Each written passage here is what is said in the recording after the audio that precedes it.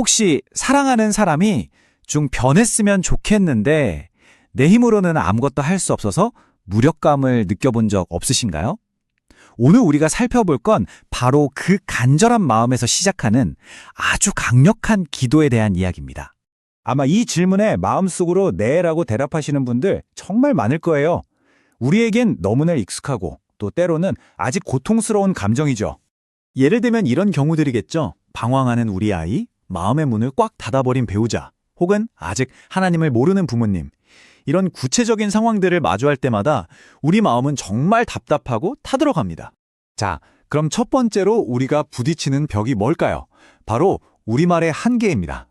우리는 사랑하니까 설득도 하고 조언도 하고 때로는 애원하기도 하잖아요. 그런데 왜 우리의 최선이 자꾸만 실패하는 것처럼 느껴질까요?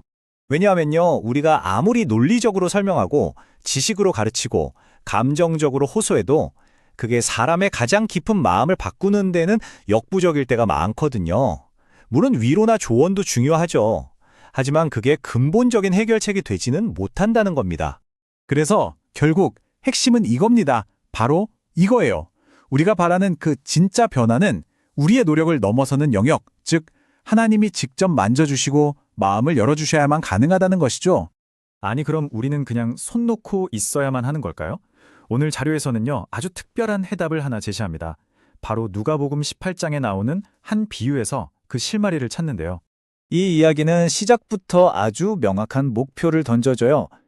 예수님이 제자들에게 이 두 가지만은 꼭 기억해라 하고 말씀하시는 것 같죠? 그게 바로 항상 기도하는 것과 절대 낙심하지 않는 것입니다. 여기서 낙심하다라는 말이 그냥 실망했어? 정도가 아니에요. 원어를 보면 엔카케오라고 하는데 이게 어떤 느낌이냐면 싸우다가 완전히 지쳐서 그냥 주저앉아버리는 그런 기진맥진한 상태를 말하는 거예요. 예수님은 바로 우리의 그 지친 마음을 정확히 알고 말씀하고 계신 겁니다. 자, 이 이야기의 등장인물들 정말 극과 극이죠. 한쪽은 아무 힘도 빽도 없는 과부, 다른 한쪽은 법이고 뭐고 자기 맘대로 할 수 있는 불의한 재판관. 게임이 안 되잖아요. 근데 놀랍게도 과부가 이겨요. 그녀의 유일한 무기, 뭐라고요? 네, 바로 포기하지 않는 그 끈질김이었던 거죠. 그렇다면 이 비유가 우리에게 가르쳐주는 구체적인 기도의 방법은 뭘까요? 오늘 자료에서는 이걸 기도의 3가지 기둥이라고 멋지게 정리해줍니다. 첫째, 절대 포기하지 않는 기도. 둘째, 사랑의 아버지를 신뢰하는 기도. 그리고 셋째, 보이지 않는 역사를 믿는 기도. 자, 하나씩 한번 제대로 뜯어보겠습니다. 첫 번째 기둥은 과부의 끈질김과 딱 이어지는 내용입니다. 사실 우리 기도가 여기서 제일 많이 무너지지 않나요? 몇 번 해봤는데 안 되네. 저 사람은 가망이 없나 봐. 이런 생각들 너무 쉽게 하잖아요. 그런데 여기서 진짜 정말 중요한 게 있어요. 이 비유가 하나님을 불의한 재판관에 비유하는 게 절대 아니라는 겁니다. 오히려 정반대라는 걸 보여주기 위한 대조장치예요. 생각해보세요.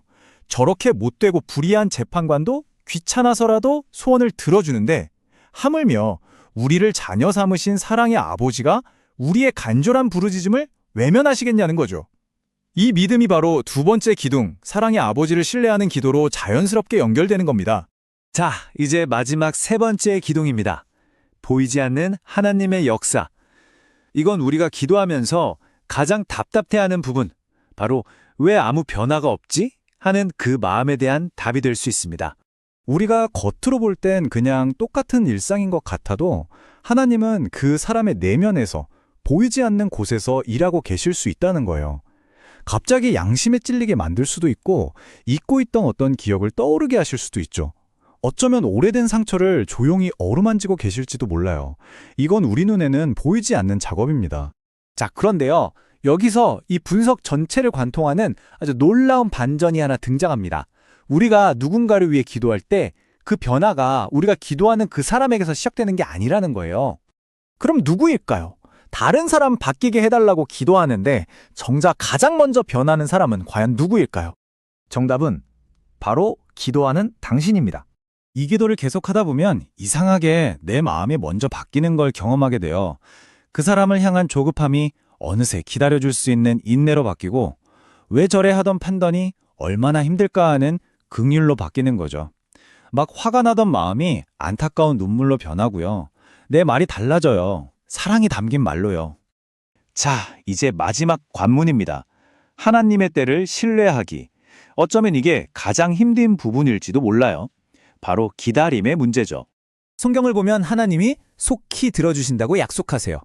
근데 여기서 속히라는 단어, 엔타케이는 우리가 생각하는 빨리빨리가 아니에요.